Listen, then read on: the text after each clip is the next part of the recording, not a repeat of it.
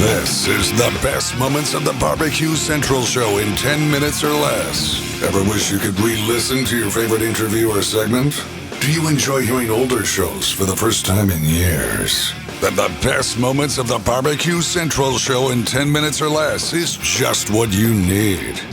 Thanks for listening and enjoy the show.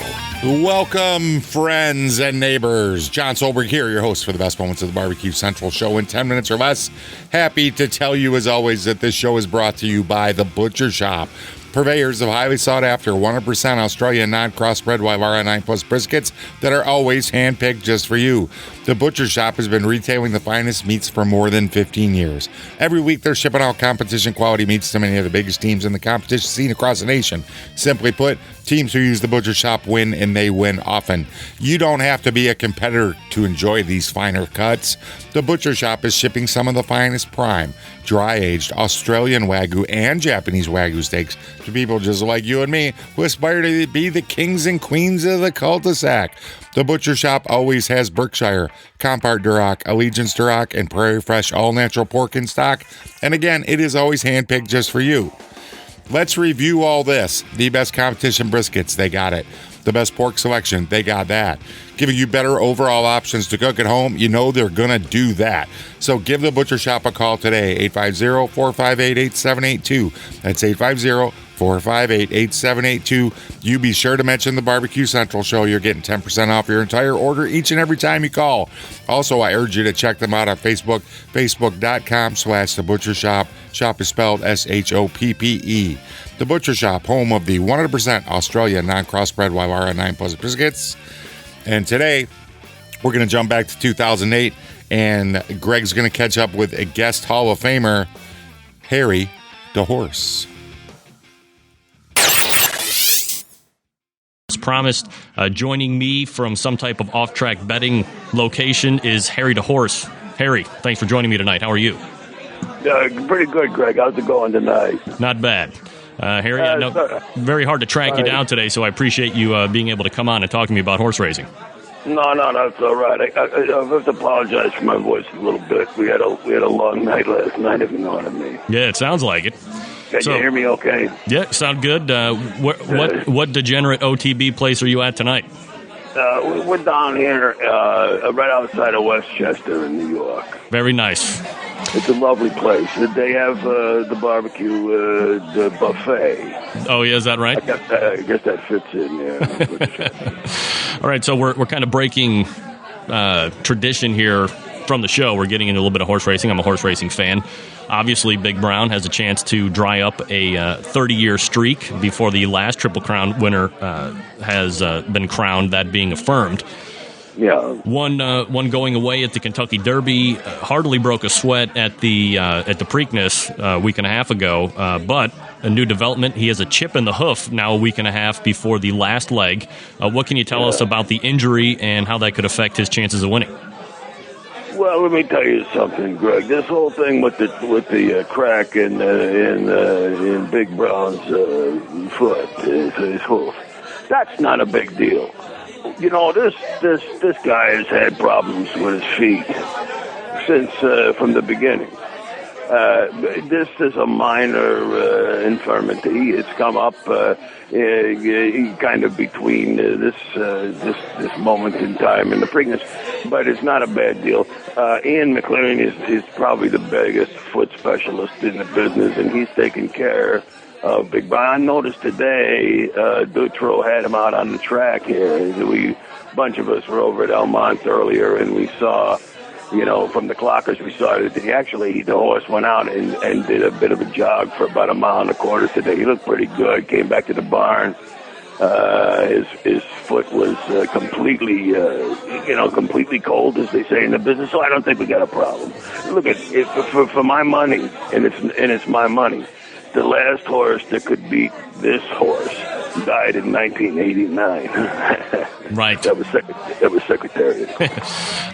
So is this media making much ado about nothing? They find a story and they want to run with it, more or less? Well, of course, it's a big deal. You got the first real contender, as they say, really leading up to a Triple Crown in 30 years.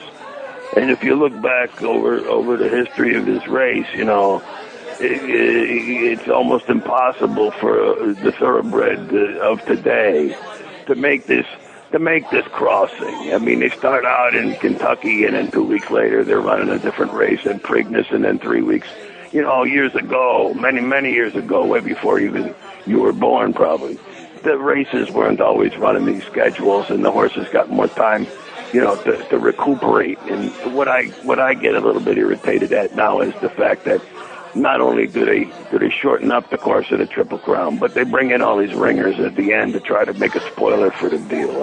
That ain't going to happen this year. They got this Japanese entry. I want to make myself. Can you hear me okay, Greg? Yeah, I hear you just fine.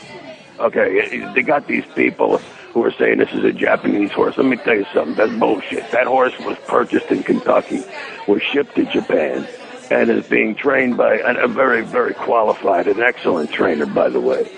And but the horse is an American horse. He just so happens to be living temporarily in Japan. So this horse, this Japanese horse, as they're terming, is he strictly a mile and a halfer? He's Casino Drive is the horse he's naming it, and he's been bred to go the distance. But I mean, if you watch the Kentucky Derby, if you watch the Preakness, you could tell. Big Brown, I mean, this horse could run from here, if you pardon the expression, he could run from here to New Jersey. This horse is not going to be a problem. And I'd like to point out as well, Greg, that the last time Casino Drive won a race was the Peter Pan early in May here in New York. And who do you think was riding that horse that day? Kent DeSormo. None other than Mr. Kent DeSormo. I love him. Well, I don't know. A lot of people, they think he's a bit of an asshole. But let me tell you something. Tell you what. That guy never said hi to me. I said hi to him in Saratoga, where the jockeys actually walk right past the crowd, as you well know, I'm sure. I've been there many times. I said hi, and he looked right at me, and he stoned me right there. Right then, he joined the ranks with Jack Nicklaus, and that's another story for another day. Okay, well, I don't know anything about that, but I'll tell you one thing. These jockeys, they're all intense, and they want to get to business when they're heading to where they heading, going to the paddock.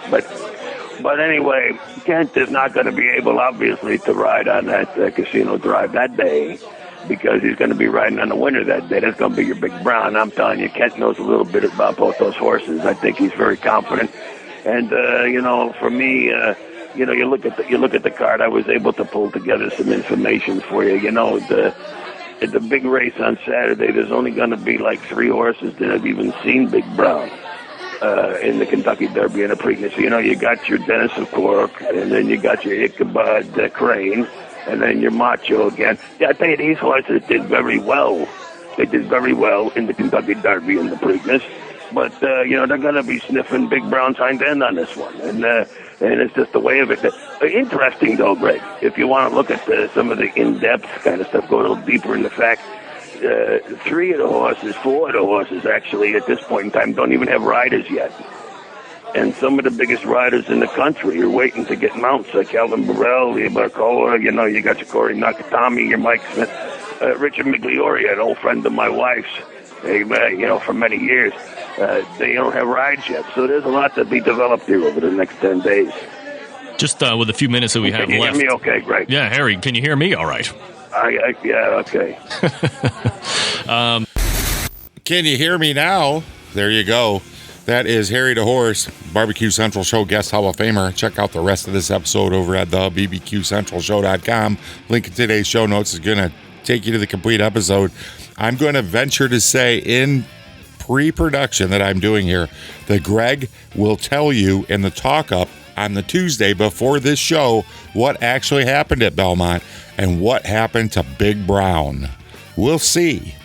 Am I predicting the future? I don't know. I'm not exactly like The Simpsons.